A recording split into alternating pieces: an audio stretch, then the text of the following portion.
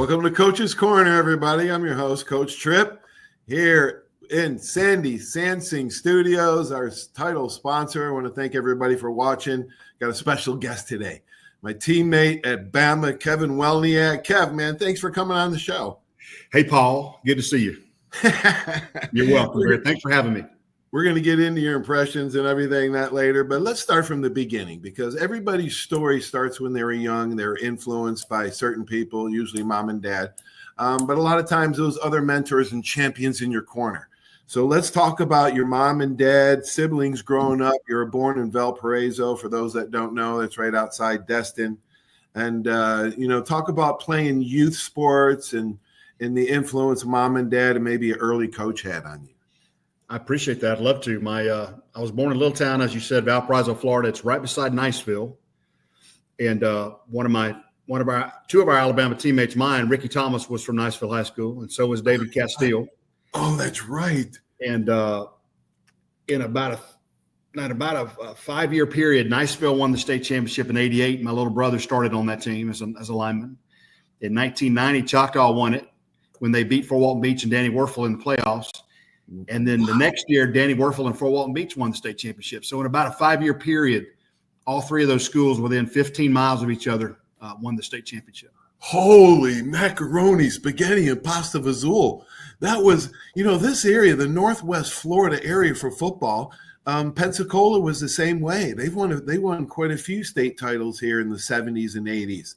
It dominated the state of Florida, and now South Florida dominates. I shouldn't say Central Florida, which is good football. You lived in Tampa, but man, there was a shift, wasn't there? What a story. I agree. My little brother, Jamie Godwin, he likes to tell me about how he dominated Derek Brooks in the playoffs when they beat Pensacola, Washington. And I always kind of give him the, okay, tell us all that story one more time. But North Florida, and we'll talk about Coach Thomas here in a little bit, but North Florida kicked out. I mean, when Choctaw beat Tate in 1981 was the year, or in 80 was the year that Tate, when Rocky Colburn was there, that was the year they went on to win the state championship. Right. So absolutely. A lot of football players coming out of North Florida. Oh, absolutely. There's Doug Allen and Rocky Colburn there. And then, of course, over in Gulf Breeze, Jimmy Watts and David Valletto, a third generation football player, David is. I can only think of Neighbor's family being a three-generation football family, maybe the only two in the history of Alabama. Well, the Hannas, there was the Hannas. There was Herb Hanna, the grandfather, and then the sons that all played. So, the grandfather played too. I think he did. Whoa, there might be 3 families. Wow, that's beautiful. Thanks for that. That's for that knowledge, brother. So talk about did you play multiple sports? How did you get into football? And talk about your teammates. You guys are a powerhouse at Choctaw back then, and guess what? They are now too. Yep, they're having a great year. I wasn't able to play football until I was a 7th grader because I was too big as a kid. Little League football had a weight limit of 135 pounds, and by the time I was in 6th grade, I weighed about 170. So they wouldn't let me play, and then I went out for football as a 7th grader, and it was hot, and I was tired, and I didn't like it, and I quit and went home. And my mom said, "What are you doing home?" And I said, "Well, I don't really want to play football." And she said, "Oh, hell no. We're getting in the car and we're going back." And she made me beg the coaches for another chance. But I'm glad that she did. Oh, man, that's a beautiful story, man. Mm-hmm. That's beautiful, man. That's exactly what a parent should do, man. You're not going to quit. If you don't start, you're going to finish what you started. Well, there's a little bit more to that story. Growing up in Valparaiso, we grew up in a very modest home about a mile away from the front gates at Eglin Air Force Base on Montana Avenue. And 2 years ago, I took my daughters back to the Panhandle with me. We went to see the little house where I grew up. They were a little suspicious because it was, a typical 3-side brick, 1-side vinyl North Florida home. There was a single mom with 4 kids there. And I went outside and talked with the guy that was living in it then. It had been remodeled a little bit. But I can remember, and I think they still think I'm kidding, but we had a party line phone that we shared with, 5 or 6 other houses. Everybody shared the same phone line. Right, I remember those. I still don't think they believe that, but what's going on. It's true. So we just took a tour through Kevyville when I was their age and coming up. My mom was a high school teacher at my high school, Choctaw High School. Oh, your mom was a teacher there at Choctaw, Hatchie. Had her for Single-family home. Never got a chance to skip. Had her for homeroom. 4 kids. Talk about your 3 siblings. Well, my oldest brother, Mark, was a quarterback, good athlete. I have a younger sister, Carla, and then the youngest is Jamie. And Jamie is the one that played at Niceville High School. Mm-hmm. And he probably could have played in college, but he just wasn't cut out of that mold. And he liked to hunt and fish like a lot of boys up in the Panhandle, and that's what he wanted to do. I understand. All right, talk about your recruitment. Talk about what happened in high school. Somebody told me this week that, just this week that I said, I was talking to you and I said, I'm going to have Kev on the show. And he said, I think Kev had a great playoff game against somebody that they were looking at a defensive lineman. Kevin owned him all night long. Is that true? Is that how you first got started? You were recruited you're actually committed to FSU. Tell the story. Well, I visited Florida and FSU. I really liked Coach Bowden. I loved FSU. My family, I had grown up a big Florida State Knoll. And when I went for my visit at Florida, the University of Florida, Charlie Pell was there. Yep. And the offensive coordinator was a young 29-year-old offensive coordinator that used to be the head coach of the Broncos. So the guy that was the head coach of the Broncos at the time was the offensive coordinator there then. I can't remember his name. He's the father of the coach at I forget Mike. Is it Mike? I forget his name, but he went on to become a head coach of the Broncos and several teams in the NFL. I think his first job was with Oakland when Al Davis fired him, but I'll think of his name before it's over.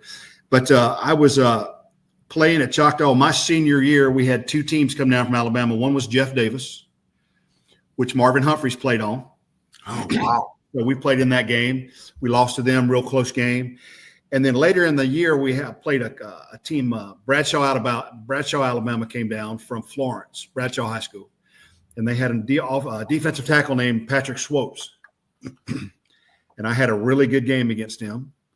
And I remember he actually went on to sign with Mississippi State and became all SEC defensive tackle. Oh, wow. So I won the game. I think Patrick won the war overall. I can remember after we played Jeff Davis, which I had a good game against them. I remember Coach Davis. Remember Mr. Magoo, Coach Davis? Oh, yeah. I remember seeing him in the locker room, but I didn't know who he was.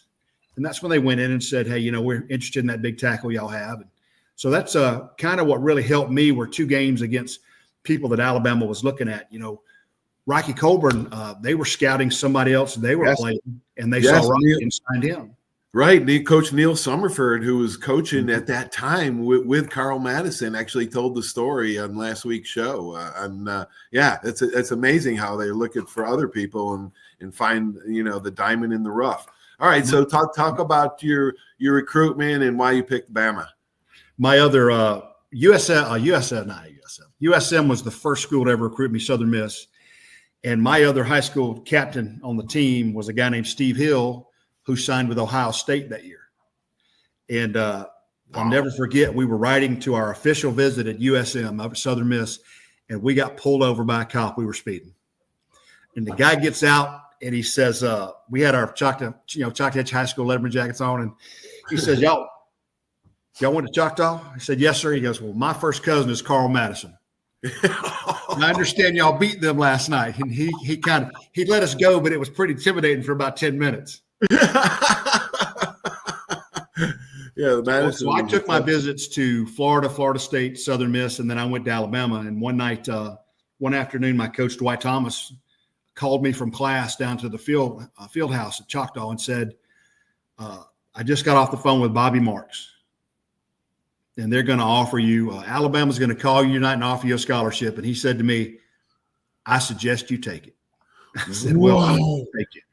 Holy cow. Coach Dwight Thomas said that to you?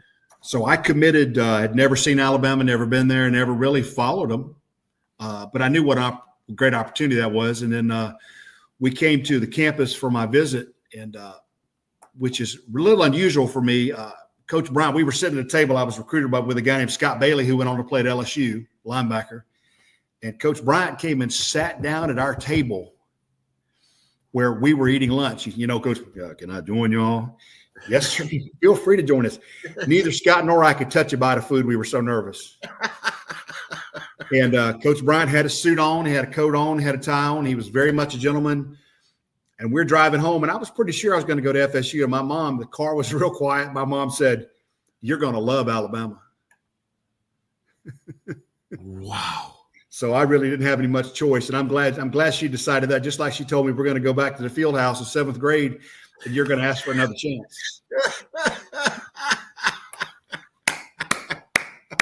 Mama Bears, the great recruiters know, and Bobby Bowden did too, and Coach Bryant did too. Mamas were special. So I ended up being in that last 82 scholarship class with Coach Bryant. Wow, you were signing his last class.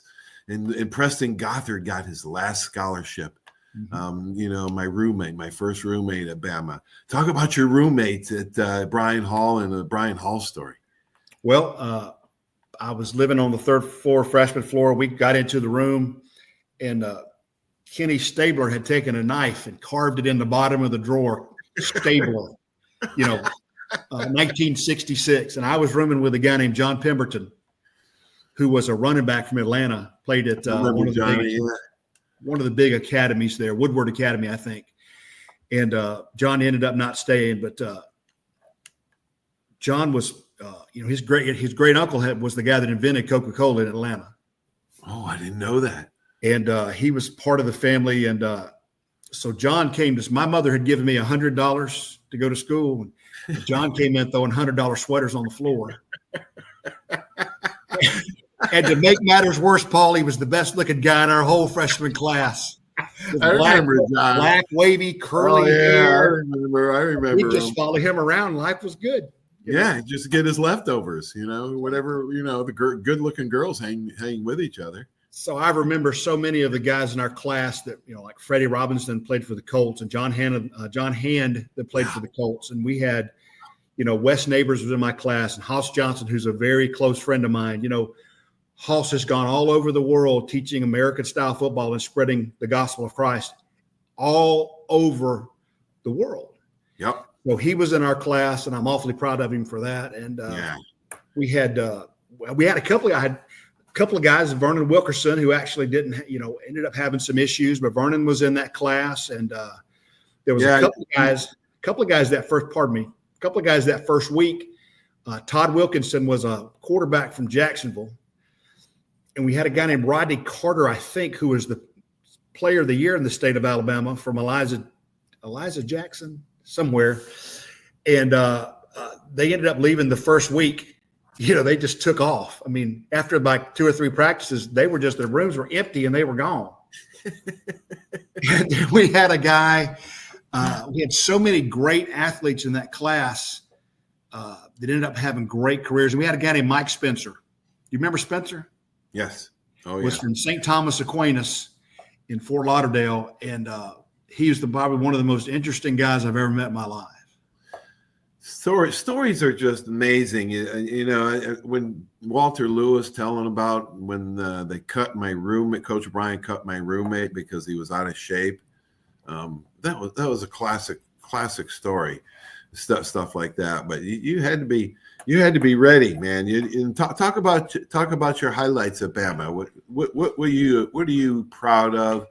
Talk about the guys that or some of the coaches that were champions on your side, because I didn't always get along with Coach Campbell, but I had like Murray Legg my first year there, and then when Kent Johnston came and was actually the strength coach and the assistant DB coach.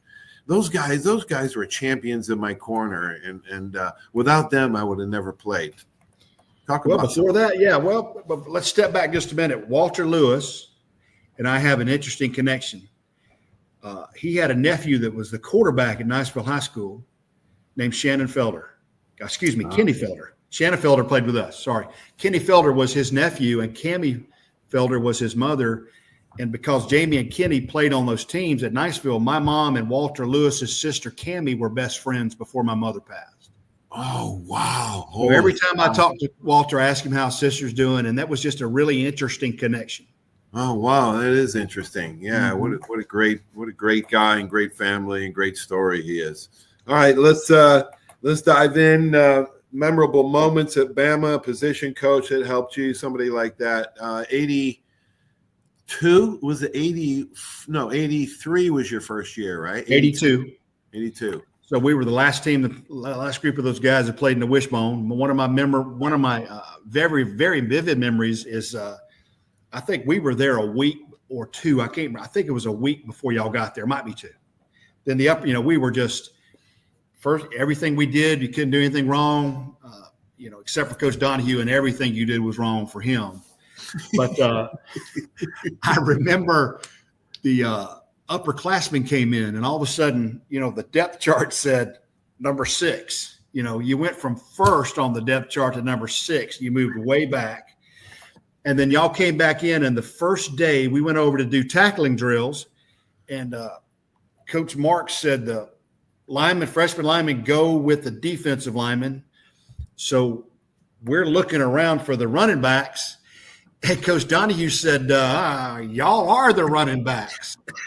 So we're the running backs for the running back for the tackling drills.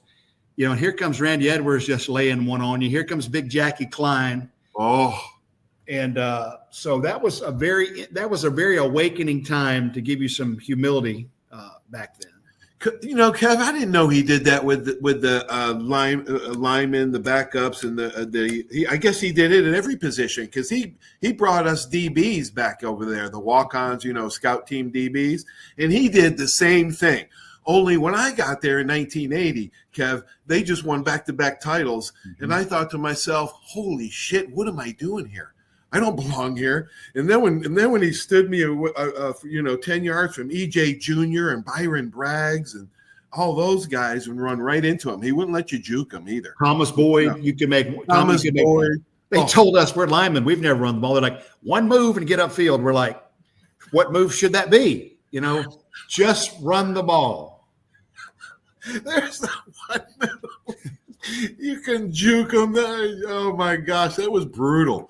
That was so brutal, man. They could not do that anymore. Today it's outlawed.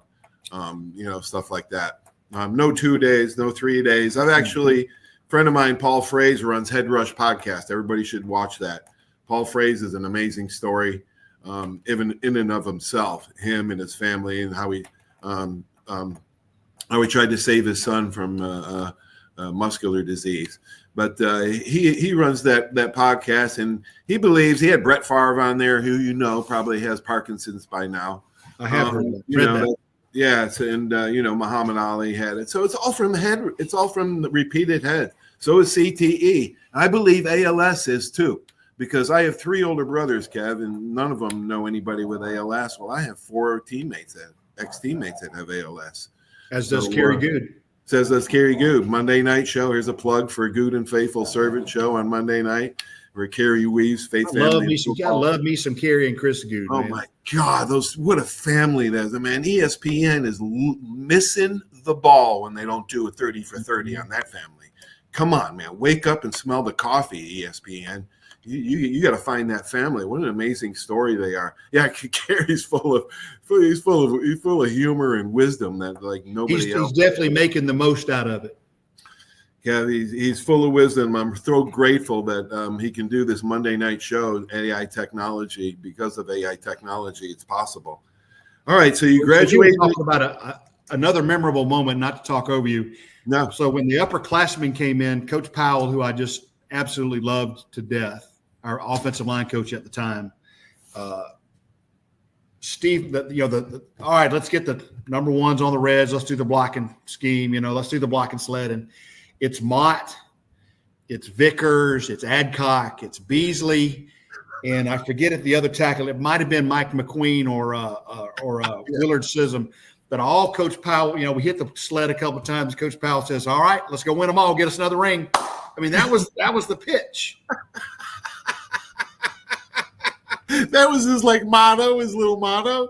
Let's He just would go. say that. Let's just go win them all. Get us another ring this year, boys. Oh my gosh, that's beautiful, man. Yeah, I think every coach should have a little motto like that, don't you, Kev? You would have been a great coach. Well, I coached for a little while, Paul, in high school down here at a little private school. I coached a boy named Mike Pearson. I met him when he was 19. When he was 14. He was playing at a little private Christian school as a freshman lineman. And I had never seen anybody that good at his age. He played tackle. Mm-hmm. And after the season, I went to his mom and dad, and I said, y'all need to let Mike go play at Armwood, which was the district he was in. Mike needs to be playing in the public league. Right. Well, he ended up being a 2-time first-team All-American in Florida. And he was the first draft choice of the Jacksonville Jaguars the year he came out. Wow, man, isn't that rewarding? Is that not feeling better than any money, fame, sex, and anything? It's a great feeling when you have something like that succeed and you help them get there.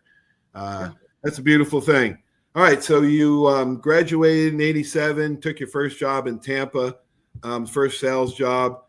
95, you started Southern Surgical and Endoscopy Inc. Talk about your business career and how football helped you in business. Yep. I moved to Jackson, Mississippi for 1 year in '87. I was working for a company called Consolidated Freightways. I was working 9 at night till 9 in the morning on a cold freight dock. And I thought, this is not what I want to do. No. So, but the deal back then, as opposed to a lot of younger kids today, the deal was back then you had to stay a year. So at a year to the day I took that job, I quit and moved to Tampa and took my first pharmaceutical sales job. Mm-hmm. And in '92, I started selling, became what they call an independent rep. I started selling laparoscopic instruments, and I started selling infusion devices for cancer. And I kind of found my stride doing that. And then in 2006, I started, that was Southern Surgical and Endoscopy. And then in '96, we were selling products for these aprons for radiation protection. And when doctors turn on the X-ray machines that emits radiation, that'll do your body a lot of harm. Right. And did pretty well with that and sold that in 2022 to an investor group. And I decided that I wasn't cut out for the retired life. And I went ahead and went to work for a company out of California as their Eastern Regional Manager, doing the same thing. And ended up also becoming a national sales manager for a Danish group that was doing business in America. Uh-huh. And then, Paul, I found out it was working for somebody else. I was not cut out for working for somebody else when I'd been doing my own thing for so long. So I quit and reopened Southern Surgical Endoscopy, and for the last year, I've been doing independent repping again, and it's going pretty well. Oh, good for you, man. That's awesome. That is awesome. I was a manufacturer's rep for many years. Had many sales jobs. Worked for big companies, and I found my calling when I got into coaching when I was like 40 years old, and then I found out I started this my show about 14 years ago. And I like working for myself. It's so like my old coach, Dwight Thomas. I mean, Coach Thomas is 81 years old, and he runs the X. So when he – can I go back and talk about Coach Thomas in high school? Absolutely. Like a Hall of Fame inductee. Yeah. Dwight Thomas had come from over in the Cocoa Beach area where they won the state championship in '71. He was from North Florida and South Alabama. And Coach Thomas came to Choctaw with Eddie Feely. And in 1977, they went to the Florida State Finals where they lost to a high school that had Lester Williams. I think it was Lester Williams, but he was the first-round draft choice, the first overall draft pick by the Patriots his senior year in college. He played at Miami. Wow. And Coach Thomas, he coached at Choctaw for 4 years. And they decided they didn't need him anymore because he only won 75% of his games.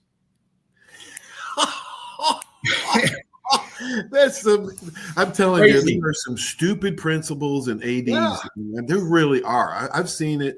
I've seen it here. Go ahead and finish the story. It's a great story. So he went over and took the job at Escambia that nobody wanted. Escambia was a place where coaches went to die. Right. And I came home for Christmas and wanted to go see Coach Thomas. Now, my running back at Choctaw was a guy named Arthur Humphrey, who started 4 years at running back for Ole Miss. We played against him. Wow. And Arthur, his senior year, rushed for 350 yards against Fort Walton Beach High, my biggest rival. And so I went to see Coach Thomas at Christmas, and I said, how's things going at Escambia? He said, good. I've got a freshman running back that's really pretty good. I said, well, he can't be better than Arthur. He said, oh, yeah, he's better than Arthur. And I said, well, what's his name? He said, Emmett Smith. He said he was better than Arthur. He recognized that. Oh, he said he was the best football player he'd ever been around, and proved to be true. Yeah. Oh, absolutely. So they won 2 Florida State championships in their division. They won 2 national championships. Coach Thomas was the Gatorade Coach of the Year. Emmett was the Gatorade Player of the Year. Right. And Coach Thomas sent untold numbers of boys to school at major colleges. Yes. The 3 years I was at Choctaw, I think he sent guys to Alabama, to Ohio State, to Auburn, to LSU.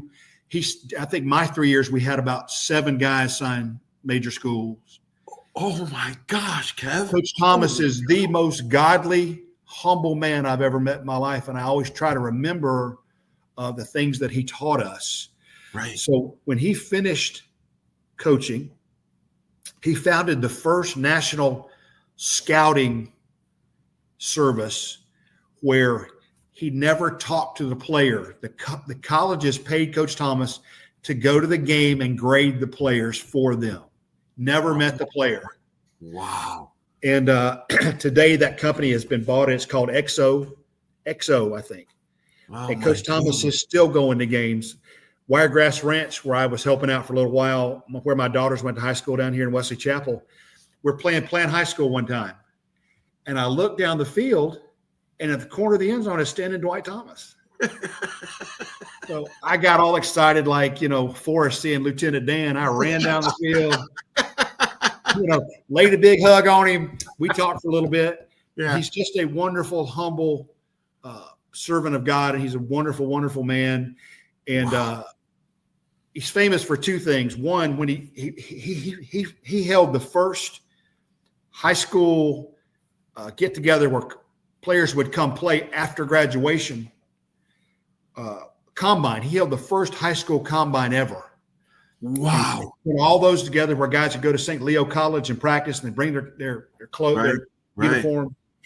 And, Coach Thomas would go to these meetings, and he's like a rock star. And, he was at a meeting, and a guy said, hey, we want to have Dwight Thomas get up and say a couple of words. And Coach Thomas got up and he said, we did 3 things at Escambia. We handed it to Emmett. We pitched it to Emmett. We threw it to Emmett. And he went and sat down. And he just got a thunderous round of applause. Oh, my gosh. What a special human being that guy is, man. And then earlier this week or last weekend, he was inducted into the Florida Football High School Hall of Fame. Wow. Congratulations. What a story on Coach Thomas, man. Why it took so long, I don't know. I know, right? What is up with those people, man? What a blessing it is for you to have him as an influence on you and so many others, man. I mean, that's what coaching is about. I want to talk on a couple 2 things before we let you go. Number 1, you mentioned Vernon Wilkinson. Vernon's in prison right now. I wrote him a letter last week. I think some of it he would love to hear from some of his teammates. And so if you want to get a hold of him, just go ahead and contact me. Number 2, you said no retired life. Yeah, that's true. Nobody should really retire. You should always have something to do and keep working and keep your brain going and growing. And retired life, you just I'm not a fan of retirement. Number 2. I call that Paul. I think people understand. I would call that death by inches. If we don't keep doing something, and I love what I do. I'd like to do it till I'm 67, 70. There's no reason, as long as my health is good. I mean, all of our health is good, and I certainly didn't get hurt at Alabama too much because I really didn't play that much. So I'm in really good health today. Yeah. Well, Yeah, you're right. You should be thankful for that because a lot of our teammates have had some rough time, but some of them haven't. You know, I saw Brett Sewell was the umpire of the national championship game last year. Brent lives down here. We're great friends. I see him all the time. He's also in medical sales. And so there's Brent. There's Charlie Hanna lives down here, John's brother. Yeah. He builds houses. Bob Kayevac lives down here. He has a glass company. They retired. He was a Largo high school Packer, and they retired his number there a couple years ago. And they did at Largo. He and his lovely wife, they have a glass company that I think they're getting ready to exit from. And then also Big John Frumorgan lives down here. Yep, Big John. Yeah, thank God for Big John. He's lost a ton of weight, and I think he's had some health issues, but he's doing really good. I talk to John from time to time, and do you? You know how big John is? I took a picture one time, and it looked like, you know, I was little Jimmy Dickens standing beside him because John's got to be 6'7". Yeah. He gave me a job when I needed a job down there. I'm very thankful for John Frumorgan, man. He's a great man. Tell him I said hello, would you? I love John. I will. That's awesome. Yeah, a lot of guys. David Smith, white hat, an official. Oh, hey, I tried to get a hold of Brent, and I don't know. Officials have a maybe they've got a contractor or something. Him and David Smith, that they don't want to come on the podcast. Is it something that they want to be neutral? Is that what it is? I'm sure they do. I'll never forget the first time I remember seeing Brent on a game. It was LSU was playing Florida, and I saw Les Miles was chewing on somebody's rear end. And I saw this hand go up, and here's how he did. And I could tell it was Brent's hand. And he said, Brent looked at Les Miles and said, "That's enough, coach." Every time Brent referees, he's as big as the guys on the field. You can tell it's him because he looks like a V. He's about 6'5". He's in great shape. He's an umpire. You do not want it screening the guy for you, man. You don't want to run into him. Oh, that's hilarious. We've had plane flights together. I've seen him in the lunchroom at Tampa General, and I love seeing Brendan. Then the first time that I saw David on a game, I told the person that was sitting beside me, I said, that guy was my quarterback at Alabama. And he goes, "What do you mean? They're all the quarterbacks. You're older than these." I said, no, the referee, the white hat, was my teammate at Alabama. David Smith looks like he's 33 years old. God bless him. I saw him on TV. It's the first time I knew he was white hat, and I said, "Damn, that looks like David Smith, man. That can't be David Smith." It was him. Yeah, that's David Smith. Oh man, I don't know if it's neutral or I'm going to tell stories like, you know, and change the names to protect the guilty. I don't know what they're afraid of. But if you talk to Brent, tell him I'd love to have him on the show. And yes, I am going to bring up the fight with him and Larry Roberts that Coach Bryant. There's also a great story between a little tussle he and Bill Condon. So I won't bring up that one, but Coach Bryant was involved in the Larry Roberts fight, him and Brent. Yeah, that was. Yeah, I think Larry was. It was our first year. 81. It was 82. It was 82. Yeah. And Brent was, because that was my first year. Brent was playing defensive tackle. Larry was playing tight end. So they kind of got in a little tussle during practice, as you know. Right. And Coach Bryant, Jim, good Coach Goosetree, you go get those boxing gloves. He brought out these old timey boxing gloves. Boop, boop, boop, boop. Big old suckers. And early in the fight, Larry was getting on Brent pretty good. But what people forgot to tell Larry in time was Brent's a certified black belt about 7 degrees deep. And then Brent and Larry is our late teammate who's passed away, and I miss him a lot. Yeah, I know. God rest his soul. God rest his soul. Early on, Larry was getting him, and then Brent wore his ass out. I'll never forget it, man. He took off their helmet and shoulder pads, and Goosetree taped up those gloves, and everybody circled him like a ring, like a boxing ring. And Coach Ryan said, "All right, first round." Just blew the whistle, and then he blows the whistle after a few minutes. All right, end of first round. Then he walks around for struts around for like 20 seconds. and he blows the whistle. Round 2. And I don't know how many rounds. There was one rule. There wasn't one rule, Coach. There was one rule. Coach Goosetree said you can cheer, but you can't cheer for either player. All you guys can do is cheer. I forgot that. It was pretty cool. I forgot about that. And then Coach Bryant knew that one of them was going to get hurt because they were so tired. Yes, and he said, "All right, let's take it to the house." That's enough. He said, "Oh, damn it, that's enough." Yep. Good stuff, man. Good stuff. Thanks for being on, Kev. What a great. Who would be a good guest besides Brent Sewell and who would be a good guest to have on? I think we should have. We always talk about those earlier players, but I think a guy like Freddie Robinson would be a great guest. John Hand. I don't know where John lives. I saw John on LinkedIn, and I sent him an email, and I said, "John, you never say hi to anybody." And he sent me back an email with one word. He said, or 2 words, "Hi, Kevin," and that's all he said. And John's very quiet, easygoing. But I think Kurt Jarvis would be good. Oh, Gentle Giant. I had Kurt on. He's got a great story about reaching his goals, man. Todd Roper, Todd Roper's a judge now in North Carolina. He might come on with you.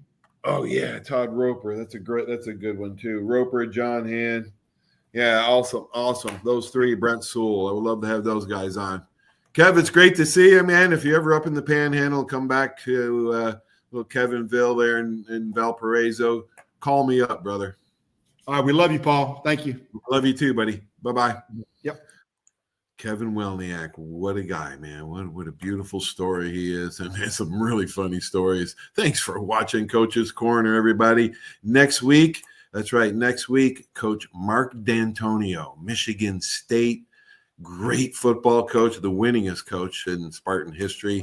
And so we'll have him on the show, and Jim Tressel to follow the week after that. So I want to shout out to all my great sponsors. Thanks for Sandy Sansing, Hill Kelly Dodge, Cordova Lanes, Ronnie's Car Wash, just on and on and on. Thank you, and stay tuned for these messages, because without these great sponsors, this just wouldn't be possible. Have a great sports weekend, everybody. So long. Peace. When it comes to buying your next car, truck, or SUV, you need a team that puts you first. Here at the Sandy Sansing dealerships, we're proud to serve Pensacola and the Gulf Coast with the best selection, trusted service, and deals that work for your family. Just like great coaches build great teams, Sandy Sansing builds lasting relationships with every customer who walks through our doors. Because when it comes to finding your next vehicle, there's only one name to remember: Sandy Sansing can. That's you trying to fix the plumbing yourself to save a few bucks. Doing things yourself doesn't always end well. The same goes for insurance. That's why Auto Owners works with local independent agents who tailor coverage to meet your needs and offer discounts for life, home, car, and business insurance. Because sometimes you need a professional to get the job done right. That's simple human sense. When it comes to buggies and golf carts, nobody does it like Buggy Works. Hi, I'm JP Wibbs. We've got the largest selection of golf carts on the Gulf Coast. We have a brand new 10,000 square foot state-of-the-art service center and showroom to keep you rolling. We're right here in the heart of Car City at 5831 Pensacola Boulevard. Open Monday through Friday, 8 to 5, Saturdays 9 to 3. Check us out at buggyworks.com. Buggy Works. Come by and see why we're the #1 Denago dealer in the nation. Are you riding around in a filthy vehicle? Dirty car no more. Visit Ronnie's Car Wash today to get it shining in no time. They have 3 convenient locations with another coming soon. The unlimited monthly wash packages start as low as $14.95 per month with free vacuums, multi-purpose spray, and towels. Visit them in Gulf Breeze, Navarre, Fort Walton, and soon Crestview. Don't wait, wash today. Be sure to see Ronnie's Car Wash on Facebook to see the latest specials and discounts. You'll be riding and shining in no time. When it comes to buying your next car, truck, or SUV, you need a team that puts you first. Here at the Sandy Sansing dealerships, we're proud to serve Pensacola and the Gulf Coast with the best selection, trusted service, and deals that work for your family. Just like great coaches build great teams, Sandy Sansing builds lasting relationships with every customer who walks through our doors. Because when it comes to finding your next vehicle, there's only one name to remember. Sandy Sansing can. 75 years of service in high-tech today. It's Pensacola Glass Company at 433-8348. High-tech is a term often applied to advanced services and products in today's marketplace. And today, glass is much more than a simple pane of brittle, see-through stuff we hit baseballs through when we were kids. Glass is now a product with unique flexibility in both performance and application. And Pensacola Glass Company is growing right along.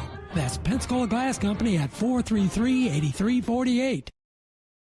There's a reason why Hill Kelly in Pensacola is the #1 selling Chrysler Dodge Jeep Ram dealer between Jacksonville and New Orleans. While other dealers have taken advantage of a competitive market with higher prices, Hill Kelly has discounted prices to the lowest of the year. And Hill Kelly in Pensacola won't surprise you with excessive charges beyond the selling price. Come see why people from Milton, Pace, Foley, Bay Minette, Daphne, Gulf Shores, Mobile, and beyond are driving to Hill Kelly in Pensacola to buy their next new Chrysler, Dodge, Jeep, or Ram. At Hill Kelly, the bottom line price and your satisfaction are what really matter. So before you sign, check the bottom line and make the trip to Hill Kelly in Pensacola to see what true local ownership can do for you. At Hill Kelly Chrysler, Dodge, Jeep, Ram, Highway 29 in Car City, Pensacola. Or shop online 24/7 at hillkellydodge.com. When it comes to bottom line pricing, nobody beats a Hill Kelly deal. Nobody.